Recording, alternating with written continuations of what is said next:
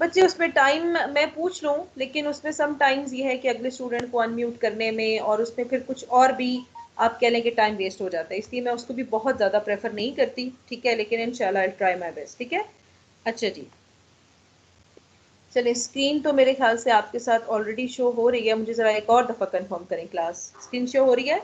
Yes ma'am, हो रही है स्क्रीन। अच्छा चलें। अच्छा सुबह मैंने आपको बताया था कि हमने अब स्टार्ट करना है टाइप ऑफ सॉल्यूशंस। ठीक है, देखिए हमने ये तो डिसाइड कर लिया, हमने गॉसियन एलिमिनेशन से अपने सिस्टम ऑफ लीनियर इक्वेशंस को सॉल्व करना है। पहली बात हमें ये भी समझ आ गई गॉसियन एलिमिनेशन होता क्या है। फिर हमने अभी एक सबसे सिंपलेस्ट एग्जांपल की थी गॉसियन एलिमिनेशन से, और वहां से तो हमारे पास बड़े आराम से 3 अननोन्स थे, 3 हमारे पास वैल्यूज निकली, क्वेश्चन हमारा सॉल्व हो गया। लेकिन हमने ये भी देखना है, जैसे हम सुबह कुछ स्टूडेंट्स भी क्वेश्चन पूछ रहे थे, हम ये डिस्कस कर रहे थे कि क्या हमेशा system of number of equations हमारे अननोन्स के इक्वल होंगी। तो मैंने आपसे कहा था नहीं। तो अब यहाँ से क्वेश्चन अराइज होता है कि क्या हमारे पास कितने टाइप के की सिचुएशंस आ सकती हैं हमारी एचएन फॉर्म के अंदर। क्योंकि देखें, अब हम सुबह ही डिस्कस कर रहे थे कि हमारी एचएन फॉर्म के अंदर एक दफ़ा ये सिचुएशन भी हमें हमारे प्रॉब्लम के अंदर तो नहीं थी, लेकिन हमने डिस्कस किया कि ऐसा हो सकता है कि हमारी लास्ट रो में कोई एक एंट्री नॉन जीरो हो जाए। ठीक है, उससे क्या होगा कि हमारी क्वेश्चन क्या बनेगी, for example 0 is equal to 20, जो कि हो नहीं सकता। ठीक है, तो मैथमेटिकली अगर ऐसी क्वेश्चन आपके पास आ रही है तो उसको कहा जाता है कि इस सिस्टम का कोई सोल्यूशन एग्जिस्ट नहीं करता। ठीक है, तो अब एक तो इस तरह का आपको सिचुएशन अपीयर होगी आपके सामने। एक ऐसी सिचुएशन होगी जहाँ पे आपको लगेगा कि आपके पास इनफाइनाइट मैनी सॉल्यूशंस आएंगे। तो इन सब को अब हमने डिस्कस करना है कि हम एचएनएन फॉर्म में तो कन्वर्ट कर लिया, हमने ये भी डिसाइड कर लिया गॉस एलिमिनेशन से क्वेश्चन सॉल्व करना है, लेकिन what is the next step कि अगर डिफरेंट सिचुएशंस हमारे पास आती हैं तो हमने उनको कैसे आगे लेके चलना है और उनकी हेल्प से हमने अननोन वेरिएबल्स की वैल्यूज कैसे कैलकुलेट करनी है। ठीक है, अच्छा तो अब हमारे पास आ जाएगा टाइप ऑफ सॉल्यूशंस। ठीक है, मैंने एक एक सॉल्यूशन की टाइप को डिस्कस किया है, उससे एग्जांपल उठाई है ताकि हर एक को हम सेपरेटली डिस्कस कर सकें। जो हमारे पास सिस्टम ऑफ लीनियर इक्वेशंस के 3 टाइप ऑफ सॉल्यूशंस होते हैं, ये आप याद रखिएगा। एक होता है हमारे पास यूनिक सॉल्यूशन, फिर आ जाता है हमारे पास इनफाइनाइट मैनी सॉल्यूशन, और फिर लास्ट में थर्ड वन आ जाता है नो सॉल्यूशन। यानी किसी भी सिस्टम ऑफ लीनियर इक्वेशंस के 3 तरह के सॉल्यूशन पॉसिबल होते हैं, इन 3 के अलावा कोई चौथी टाइप नहीं होती। एक होता है यूनिक सॉल्यूशन, एक हमारे पास इनफाइनाइट मैनी सॉल्यूशन, और एक नो सॉल्यूशन। यूनिक का मतलब होता है one and only solution, her unknown variable की एक वैल्यू आना। फिर होता है infinite many solution. Infinite many solution का मतलब होता है एक से ज्यादा सॉल्यूशन, और ये क्यों आते हैं, ये कैसे होते हैं, ये हम जब एग्जांपल करेंगे तब हम अंडरस्टैंड करेंगे। And third type of solution is called no solution, उसमें तो अगली कोई डिस्कशन ही नहीं है। No solution mean solution possible ही नहीं है। ठीक है, और वो भी हम देखेंगे कि किन सिचुएशन में ऐसा होता है। अच्छा, अब यहाँ पर वन बाय वन, अच्छा यूनिक सॉल्यूशन से रेलेवेंट आप अगर गौर करें तो यहाँ पे मैंने एग्जांपल ऐड नहीं की। उसकी वजह ये है कि ये जो आपकी लास्ट एग्जांपल थी, मैं आपको फिर से दिखा देती हूँ, ये आपकी यूनिक सॉल्यूशन से रेलेवेंट एग्जांपल हम कर चुके हैं। ठीक है, और ये यूनिक सॉल्यूशन क्यों था, अगर आप अपने सिस्टम को देखें तो आपके पास 3 अननोन्स हैं। ठीक है, और 3 अननोन से आपके पास 3 ही एग्जैक्ट हर अननोन की एक वैल्यू निकली है, एक से ज्यादा नहीं। x3 की वैल्यू अगर आपके पास 2 है तो ये 2 ही है। ठीक है, x2 की एक ही वैल्यू निकली है 4, और x1 की एक ही वैल्यू निकली है, ये है आपके पास 2। ठीक है, तो अगर हर अननोन की आपके पास एक यूनिक वैल्यू आ जाए तो उसको कहते हैं this is the unique solution. ठीक है, और ये एक ही सॉल्यूशन है। तो ये जो आपकी एग्जांपल है इसको आप कोट करेंगे अपने फर्स्ट टाइप ऑफ सॉल्यूशन के लिए, that is called the unique solution. Right, अब सेकंड मैंने भी आपको बताया था कि when we have infinite many solutions, इनको हम मोर देन वन सॉल्यूशन भी कहते हैं, इनफाइनाइट मैनी सॉल्यूशन भी कहते हैं। यहाँ पर जो मैंने एग्जांपल ली है, अगर आप इसको गौर से देखें तो हमारे पास एक सिस्टम है। इसमें अब आपको नजर आ रहा है कि आपके पास अननोन वेरिएबल्स कितने हैं, 4, x1, x2, x3 and x4, और इक्वेशंस कितनी है, 3। देखिए, एक तो लॉजिकल बात हमेशा से हमारे माइंड में है, और हमने आपने कहीं पे भी पहले अगर इनफाइनाइट मैनी सॉल्यूशन का नाम सुना है, नहीं भी सुना तो मैं आपको डिटेल से बता दूंगी, लेकिन वैसे मैं डिस्कस कर रही हूँ। अगर आपके माइंड में आई मीन टू सेज कि कॉमन सेंस कैसे कहती है कि इसका यूनिक सोल्यूशन नहीं आ सकता। देखिए, हम मैथ्स में अगर एक मैं आपको सिंगल इक्वेशन दे दूं, कोई सी भी सिंगल लीनियर इक्वेशन जिसमें अननोन 2 हो, इक्वेशन एक है, मैं आपसे कहूँ इस एक इक्वेशन में से मुझे 2 अननोन्स फाइंड आउट करके दें, तो ऑब्वियसली बात आप कहेंगे ये नहीं हो सकता। ठीक है, एक इक्वेशन हमें एक अननोन ही देती है, 2 की वैल्यू नहीं दे सकती। फिर हम वहां पर यूजली मैथमेटिक्स में सम केसेस में हम ये कह देते हैं कि ये इस इक्वेशन को तभी सेटिस्फाई करेगा जब ये दोनों जीरो हो जाएंगे, but it depends upon the type of the equation. ठीक है, अब वही केस यहाँ है। आप अपने सिस्टम को यहाँ देखें, जो सिस्टम यहाँ पे भी मैंने यहाँ पे कोट किया है, इसमें आपके पास इक्वेशंस 3 है, अननोन 4 हो गए। तो मैथ्स ये कहता है कि ये हो ही नहीं सकता कि आपके पास नंबर ऑफ इक्वेशंस कम हो जाए, अननोन ज्यादा हो जाए और आपको यूनिक सॉल्यूशन मिल जाए। यहाँ पर यूनिक सॉल्यूशन तो नहीं आ सकता। ठीक है, अब जब आपके पास अगर 3 इक्वेशंस हैं, 3 अननोन हैं, तो फिर तो हमें यूनिक सॉल्यूशन की पॉसिबिलिटी नजर आती है कि जितनी इक्वेशंस हैं उतने अननोन्स हैं, क्योंकि मैथ्स का एक सिंपल सा रूल है जो ये कहता है कि अगर आपने फॉर एग्जांपल आपके पास n नंबर ऑफ इक्वेशंस हैं और n नंबर ऑफ अननोन्स हैं, फिर तो बात बनती है।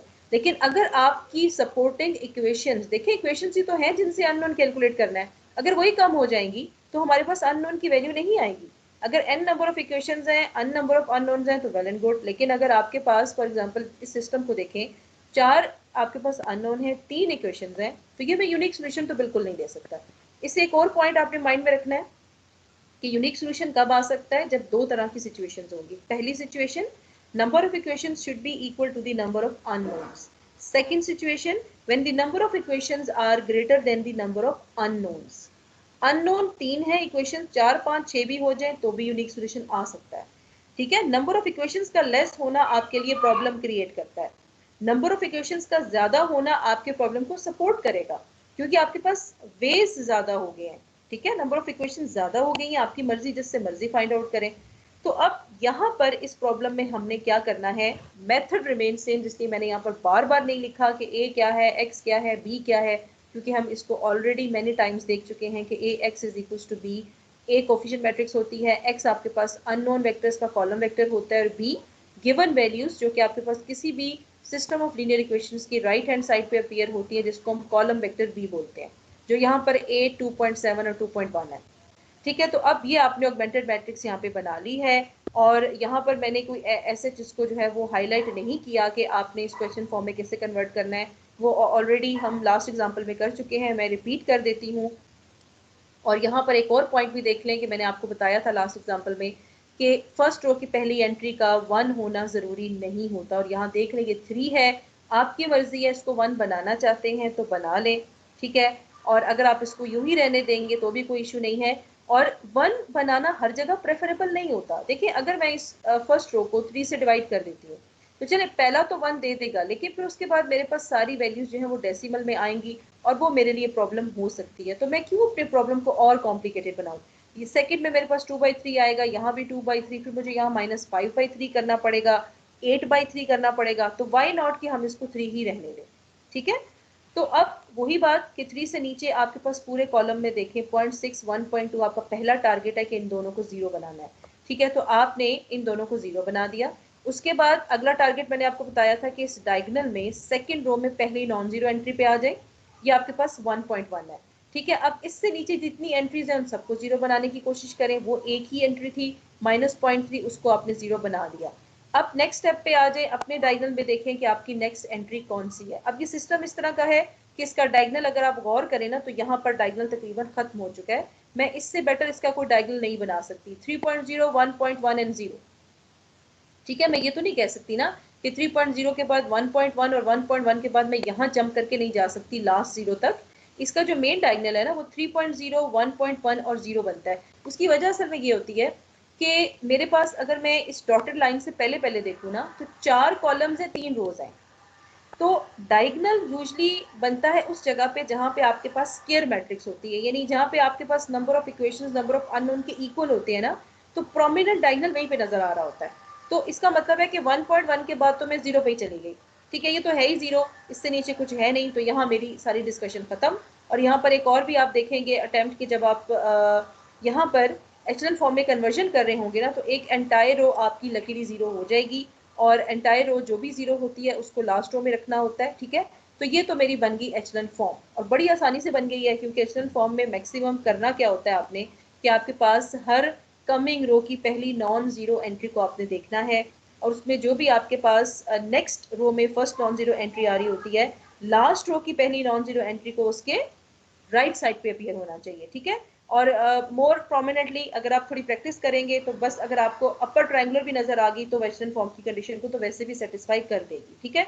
और एक कुछ अर्लियर लेवल्स पे वेस्टर्न फॉर्म को डिस्कस करने का आसान तरीका ये होता था कि अगर आपके पास सेकंड रो में फॉर एग्जांपल एक जीरो है तो थर्ड में एक से ज्यादा होना चाहिए। अगर फॉर एग्जांपल कोई ऐसा क्वेश्चन आपके सामने आ जाता है, ऐसी मैट्रिक्स आ जाती है जिसकी पहली रो में एक जीरो आ गया है, थ्री नहीं आ रहा, पहली रो में ही जीरो आ गया है, तो फिर ऑब्वियसली सेकंड रो में नंबर ऑफ जीरो ज्यादा होने चाहिए, यानी दो होने चाहिए, फिर थर्ड रो में तीन होने चाहिए।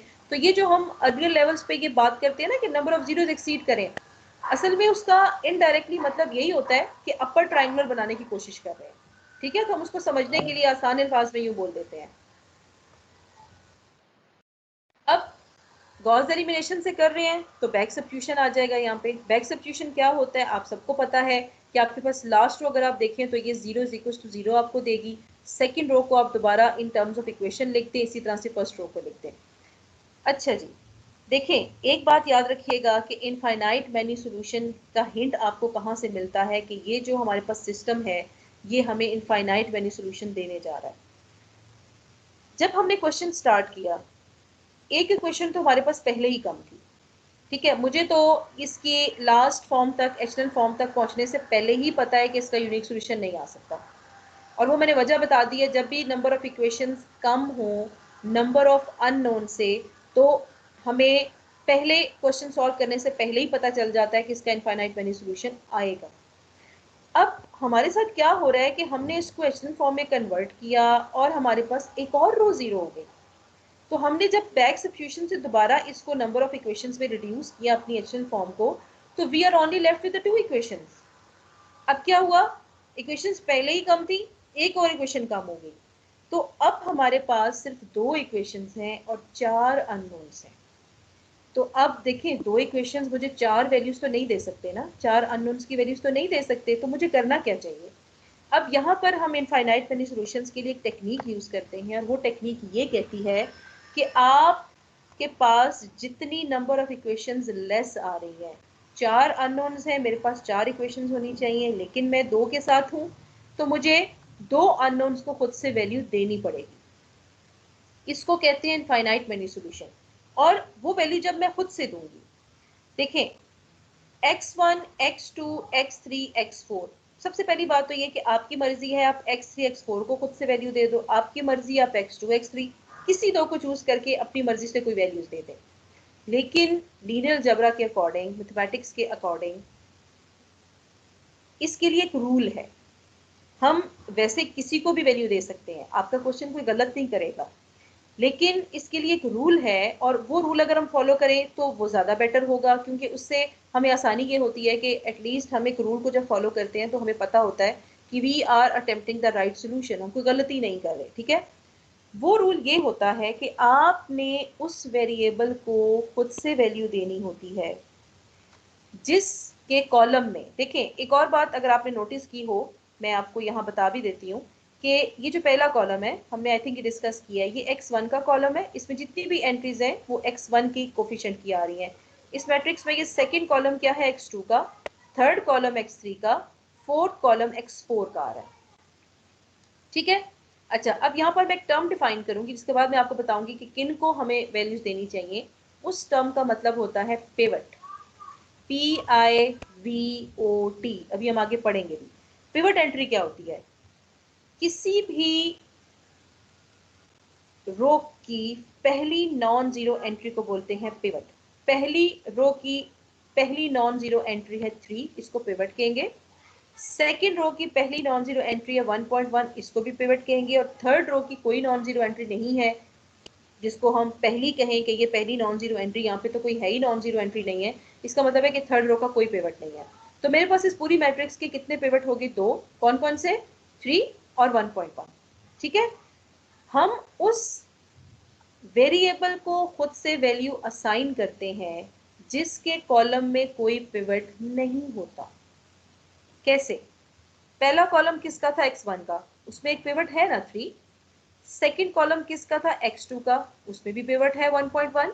लेकिन x3 के कॉलम को देखें जिसमें एंट्रीज हैं 2, 1.10, इसमें कोई पिवट नहीं है। x4 के कॉलम को देखें -5.0, -4.4 और 0, इसमें कोई पिवट नहीं है। तो वो कौन से वेरिएबल्स हैं जिनके कॉलम्स में पिवट नहीं है? x3 and x4। तो अब रूल ये कहता है कि अब आपको x3 और x4 को t कहना पड़ेगा। t में कहने का मतलब है कोई पैरामीटर, ठीक है, आप इसको कोई वैल्यू अपनी मर्जी से दें, आप इसको t कहें, आप उसको q कहें, d कहें, कोई भी अल्फाबेट। और वो जो t मैं कहूंगी उसका पर्पस क्या होगा कि ये t रियल लाइन में से कोई भी वैल्यू ले सकता है, इसलिए इसको कहते हैं इनफाइनाइट मेनी सॉल्यूशन। अगर आप कहते हो कि x3 भी किसी t के इक्वल है, x4 भी किसी और t के इक्वल है, तो अब अगर मैं ये कहूंगी कि ये t रियल लाइन में से कोई भी नंबर हो सकता है, तो रियल लाइन तो इनफाइनाइट नंबर नहीं है ना, रियल लाइन के ऊपर तो इनफाइनाइट नंबर्स आ जाते हैं। तो इसका मतलब ये होगा कि x3 को अगर फॉर एग्जाम्पल मैं कहती हूँ वो t1 के इक्वल है, x4 को मैं कह देती हूँ t2 के इक्वल है, तो t1 t2 बेसिकली दोनों आर्बिट्ररी नंबर्स होंगे जो किसी भी रियल लाइन से बिलोंग करेंगे, यानी ये कोई भी रियल नंबर हो सकते हैं। और चूंकि रियल नंबर्स इनफाइनाइट होते हैं तो हम ये कहते हैं कि इस सॉल्यूशन को कहते हैं इनफाइनाइट मेनी सॉल्यूशंस। अगर आप बैक सब्स्टिट्यूशन के बाद जो दो इक्वेशंस यहाँ पर लिखी हुई है इनको गौर से देखें तो दो मेरे पास इक्वेशंस हैं, ठीक है। अगर मैं यहाँ पर लेट करती हूँ, जिस तरह यहाँ पर आपके पास एक इक्वेशन लिखी हुई है x1 is equal to 2 minus x4, और एक इक्वेशन लिखी हुई है x2 is equal to 1 minus x3 plus 4x4, ये बेसिकली आपके पास यहाँ से इक्वेशन निकली है, ठीक है। ये अगर आप सेकंड इक्वेशन को देखें तो इस इक्वेशन को हमने इस तरह से लिखा हुआ है, this is x2 is equal to 1 minus x3 plus 4x4। Basically हमने 1.1 से पूरी इक्वेशन को डिवाइड कर दिया है। अगर आप इस इक्वेशन को देखें इसी तरह से, अगर हम यहाँ से x2 की वैल्यू पहली इक्वेशन में पुट करें तो मेरे पास इक्वेशन आ रही है x1 is equal to 2 minus x4। ये दो मेरे पास इक्वेशंस हैं। अब देखिए दो इक्वेशंस हैं, चार अननोन्स हैं। तो अब मैं क्या करूंगी, x3 x4 को कोई भी आर्बिट्ररी नंबर दूंगी, जिसको मैंने अभी आपके सामने कहा है कि इसको मैं t1 और t2 कह सकती हूँ। अब ये जो डिस्कशन है इसको जरा देखें। फॉर एग्जाम्पल ये दो इक्वेशन जो लिखी थी उससे जितनी रेलिवेंट डिस्कशन थी, जो आप बैक सब्स्टिट्यूशन के सामने यहाँ पे जो पैराग्राफ लिखा है ना, ये मैं आपको डिटेल से बता चुकी हूँ, आप इसको छोड़ दें, आपको समझ आ गई है, बाद में पढ़ लीजिएगा। अभी यहाँ पर आ जाए, आपने ये कहा कि हमने दो वेरिएबल्स को खुद से वैल्यू लेट करनी है, ठीक है। मैंने ये कहा कि मेरे पास x3 t1 के इक्वल है और x4 t2 के इक्वल है। कर्सर को गौर से देखिए, मैं इसकी बात कर रही हूँ। x3 t1 के इक्वल है, x4 t2 के इक्वल है। दोनों कोई आर्बिट्ररी नंबर्स थे, मैंने एक को t1 कह दिया, एक को t2 कह दिया। अब ये जो t1 t2 है ये रियल नंबर्स में से कोई भी वैल्यू चूज कर सकते हैं, ठीक है। तो रियल नंबर चूंकि इनफाइनाइट मेनी नंबर्स को कंटेन करती है, इस वजह से हम ये कहेंगे कि ये इनफाइनाइट मेनी सॉल्यूशन है। अब आप क्या करोगे, आपके पास यहाँ देखो ये जो दो इक्वेशंस आई थी इनमें राइट हैंड साइड पे जहाँ x3 आ रहा है वहां पे t1 लिख दो, जहाँ x4 आ रहा है वहां पे t2 लिख दो, ठीक है। तो ये आपका फाइनल सॉल्यूशन है जो यहाँ पर मैंने शो किया है। अगर आप गौर करें तो आपके पास x3 की वैल्यू t1 और x4 की वैल्यू t2 पुट करने के बाद जो यहाँ पर दो इक्वेशंस है आप देखें, this is x1 is equal to 2 minus x4, x4 को आपने t2 कहा है तो x1 की वैल्यू है 2 माइनस t2, ठीक है। इसी तरह से x2 आपके पास इक्वल था 1 माइनस x3 प्लस 4x4, तो आपने x3 को t1 कहा था, x4 को आपने t2 कहा था, तो ये जो आपके पास वैल्यू x2 की आ गई है, this is 1 minus t1 plus 4t2, ठीक है। तो अब जो भी इनफाइनाइट मेनी सॉल्यूशन होगा उसमें जो भी वेरिएबल्स आएंगे उनकी values in terms of some parameters t1 and t2 होगा। और t1 t2 चूंकि रियल लाइन के ऊपर है, रियल लाइन में तो इनफाइनाइट मेनी नंबर्स आते हैं, इसलिए हम कहते हैं this is called the infinite number of solutions और इनफाइनाइट मेनी सॉल्यूशंस, ठीक है। अच्छा जी, अब तीसरा केस। तीसरा केस कब आ सकता है, जब हमारे पास नो सॉल्यूशन होगा, ठीक है। नो सॉल्यूशन कब आएगा हमारे पास एचलन फॉर्म में, वो कौन सी सिचुएशन अपीयर होगी या हमारा सिस्टम कैसा होगा जिससे हमें ये पता चलेगा कि हमारा नो सॉल्यूशन आ रहा है, ठीक है। अब आप जरा इस क्वेश्चन को देखें। अच्छा, सबसे पहले मुझे जरा ये बताएं कि ये जो आपको सामने सिस्टम नजर आ रहा है इसमें number of equations number of unknowns के इक्वल हैं, तो यहाँ पर किस तरह के सॉल्यूशंस अपीयर हो सकते हैं? Which type of solutions can appear from this system? Unique ma'am. Ma'am unique solution हो सकता है। सिर्फ यूनिक हो सकता है?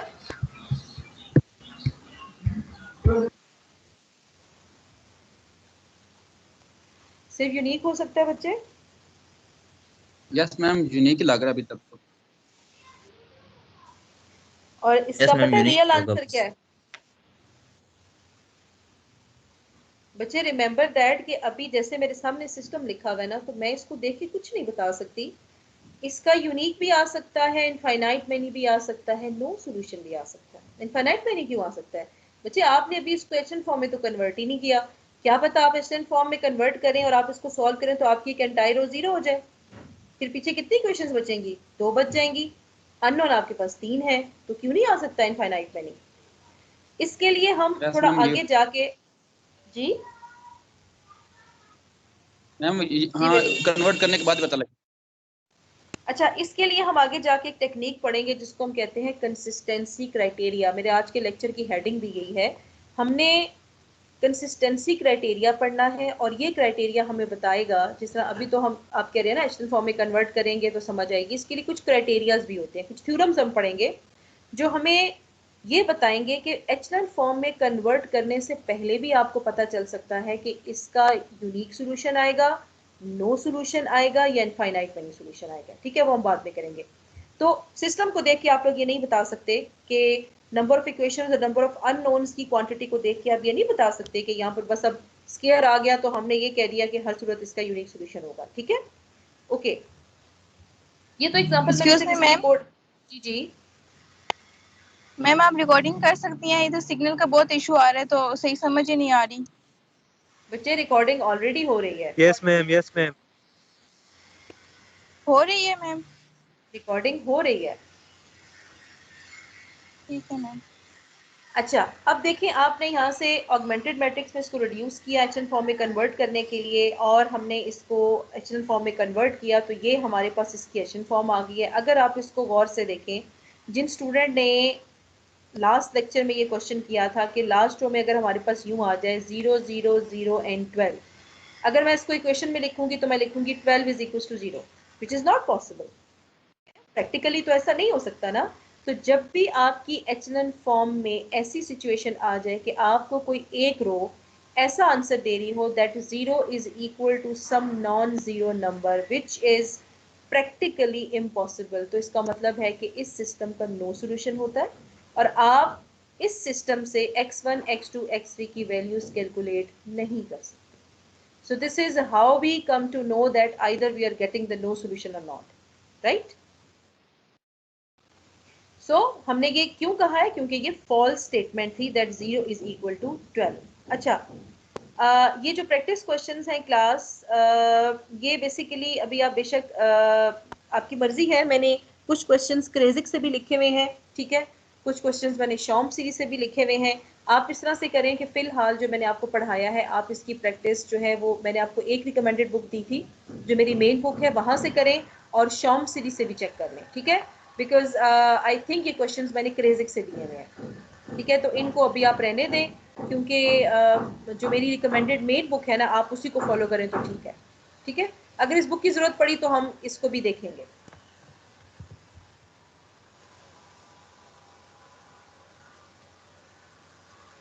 जी ठीक है मैम। अच्छा,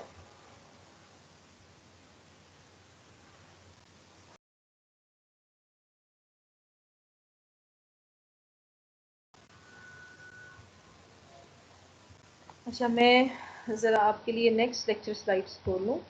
ये हमारी स्लाइड्स कंप्लीट हो गई हैं, and next is the consistency criteria. ठीक है,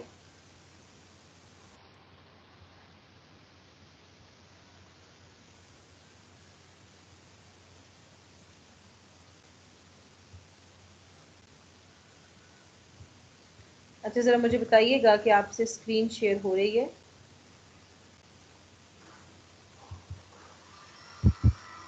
जी बताइएगा। Yes ma'am. Yes ma'am. Yes ma'am. अच्छा जी। अच्छा, अब हम मैट्रिसेस के कुछ एडवांस टॉपिक्स की तरफ जा रहे हैं। हमने अभी तक तो पहले हमने मैट्रिसेस से रेलेवेंट बहुत सारी डेफिनेशन देखी कि मैट्रिक्स में ये इसकी प्रॉपर्टीज़ हैं, फिर हम सिस्टम ऑफ लीनियर इक्वेशंस पे आ गए। अब हम कुछ फर्दर एडवांस टॉपिक्स की तरफ जा रहे हैं जो मैट्रिसेस से रेलेवेंट है ऑब्वियसली। तो सबसे पहले तो ये कि रैंक क्या होता है किसी भी मैट्रिक्स का। अच्छा, अब रैंक हम क्यों पढ़ने जा रहे हैं, ठीक है, हमें पता होना चाहिए। देखिए, अभी मैंने आपसे ये कहा था कि हमें सिस्टम को देखते ही हम फौरन से नंबर ऑफ इक्वेशंस और नंबर ऑफ अननोन्स को देख के ये एनालाइज नहीं कर सकते कि ज़रूरी है कि इसका यूनिक सोल्यूशन आएगा, इसमें नो सोल्यूशन ही आएगा, पहले तो हम नहीं बता सकते ना। तो अभी कुछ ऐसी टर्म्स हम डिफाइन करने जा रहे हैं जो हमें आगे जाके हेल्प आउट करने जा रही हैं कि हमने अपने जो टाइप ऑफ सॉल्यूशंस है उनको आइडेंटिफाई कैसे करना है, और कुछ और properties relevant to the system of linear equations से हम रैंक को रिलेट करने जा रहे हैं, ठीक है। तो उसके लिए हमारे पास एक नया भी टॉपिक है रैंक, जिसकी नो हाउ हमें होनी चाहिए, ठीक है। अच्छा जी, रैंक होता क्या है? किसी भी मैट्रिक्स के जो नंबर ऑफ लीनियरली इंडिपेंडेंट रोज होती हैं उसको रैंक कहते हैं।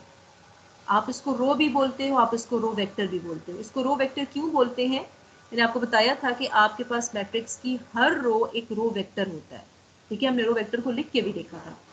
तो यहाँ हम इसको यूं डिफाइन करते हैं that rank of a matrix A is the maximum number of linearly independent row vectors of A and this is denoted by rank of A, ठीक है। अब ये आएगा कैसे, ये हम आगे जाके इसको कैलकुलेट भी करेंगे।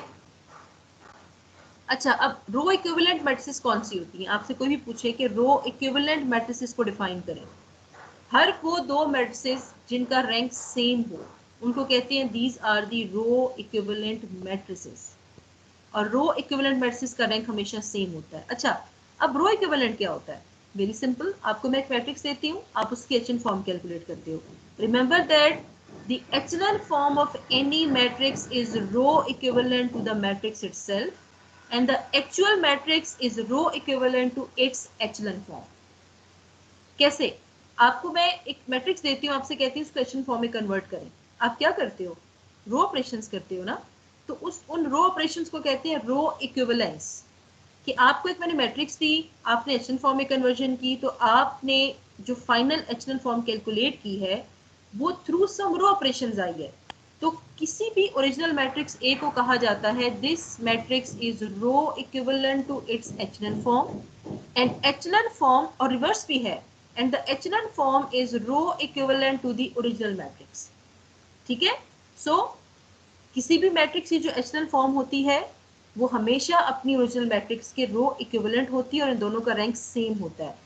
अब इससे जो हम समझना चाह रहे हैं, हम ये समझना चाह रहे हैं कि आपके पास एक ए मैट्रिक्स है, उसका जो भी रैंक होगा आप उसको एचएन फॉर्म में कन्वर्ट करते हैं तो उसका रैंक वही रहेगा, रैंक चेंज नहीं होगा, ठीक है। अच्छा, अब हम आ जाते हैं कि हमने अभी जो पहली डेफिनेशन पढ़ी रैंक ऑफ अ मैट्रिक्स की, वो एक आपके लिए जनरलाइज सी डेफिनेशन थी। हमें ये नहीं समझ आ रहा था कि हम इसको मैथमेटिकली कैसे कैलकुलेट करें। अब अगला क्वेश्चन तो ये आ जाता है ना कि किसी भी मैट्रिक्स का रैंक कैलकुलेट करने के लिए हमारी मैथमेटिकल अप्रोच क्या होनी चाहिए, ठीक है। तो मैथमेटिकली हमने रैंक कैसे कैलकुलेट करना है, इस डेफिनेशन को हम आगे यूज करने जा रहे हैं, और यही वो टूल है जिसके थ्रू हम रैंक कैलकुलेट करेंगे। That the rank of a matrix A is equal to the number of non-zero rows in its echelon form.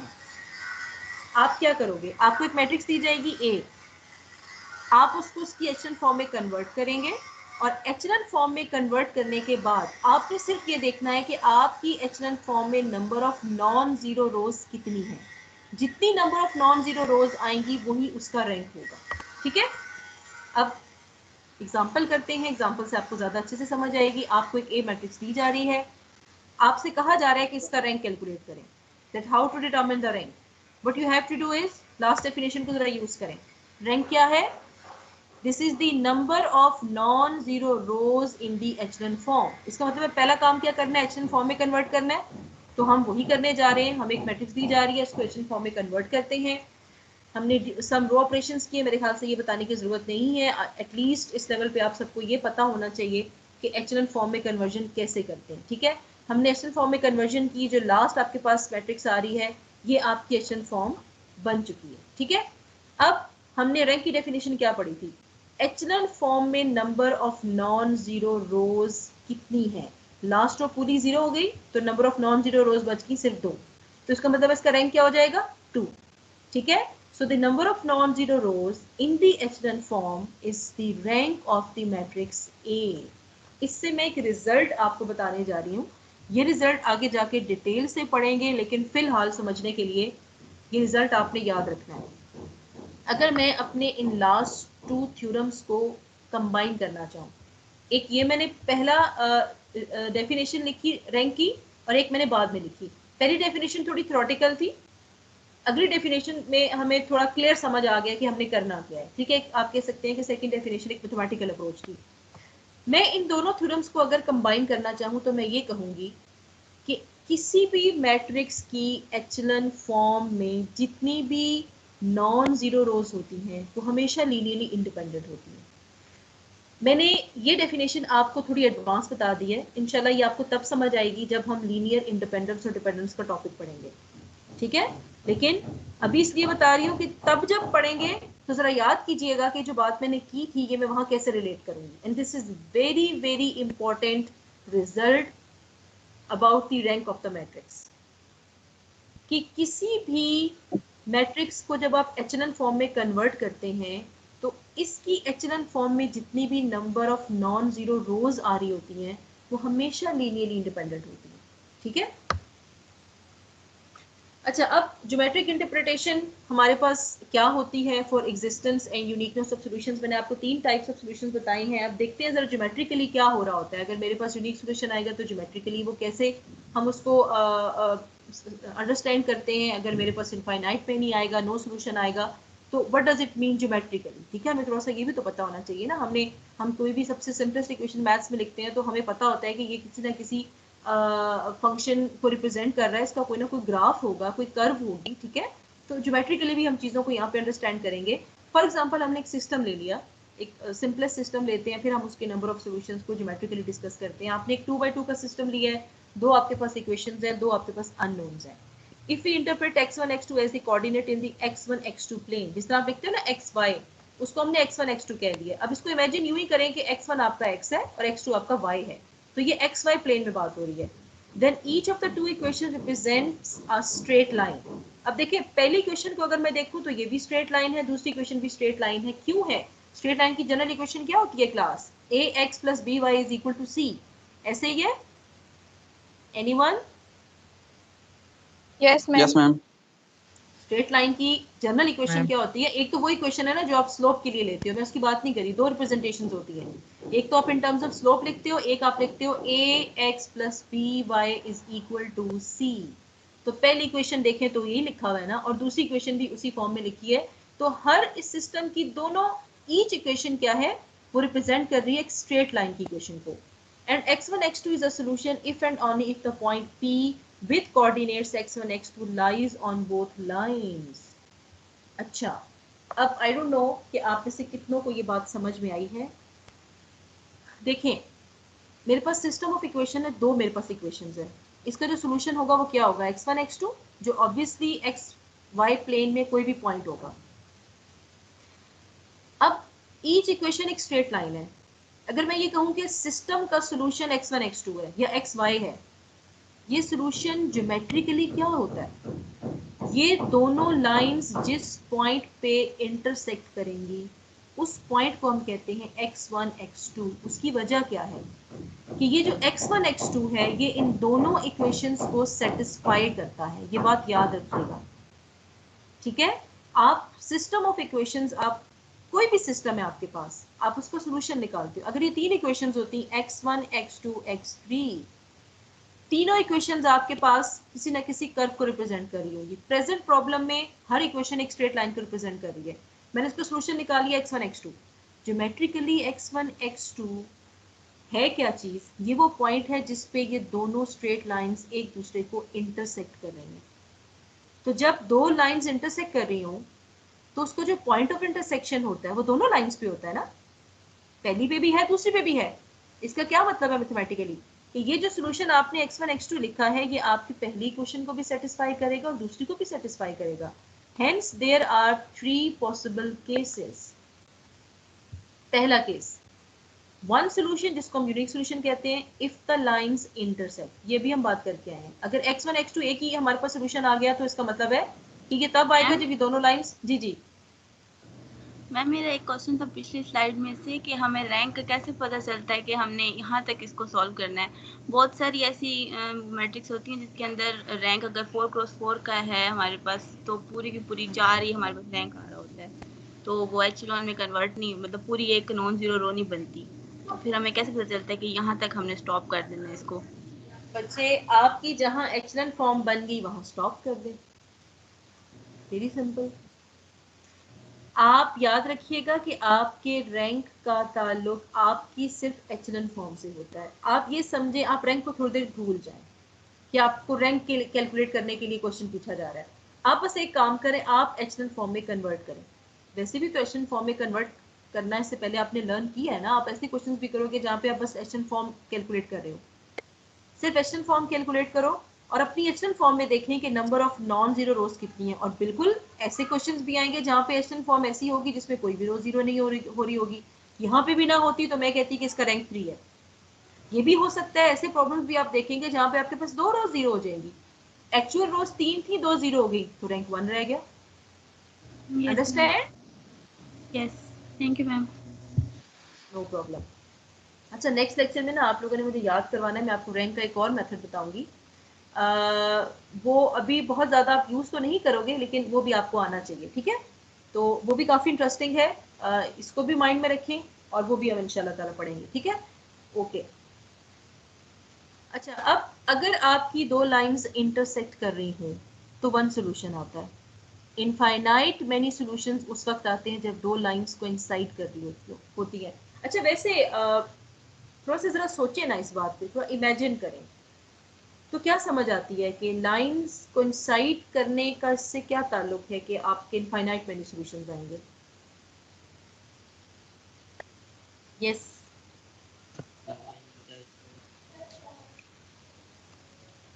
जी बच्चे, क्या समझ आया? मैम इनफिनिट पॉइंट्स होंगे प्लेन के ऊपर जो मीट करेंगे।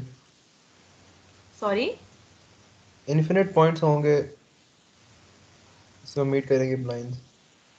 जी जी जी, ठीक है, आपका क्वेश्चन, आपका आंसर बिल्कुल ठीक है। यानी देखिए, लाइंस को इंसाइड करने का मतलब ये होता है कि एक लाइन बिल्कुल दूसरी लाइन के ऊपर है, वो है ही एक लाइन, सिंपल इज दैट। तो फिर उसके ऊपर तो इनफाइनाइट पॉइंट्स है ना जो बिल्कुल एक जैसे नजर आ रहे हैं, तो वो इनफाइनाइट मैनी सॉल्यूशन होगा। और no solution when lines are parallel.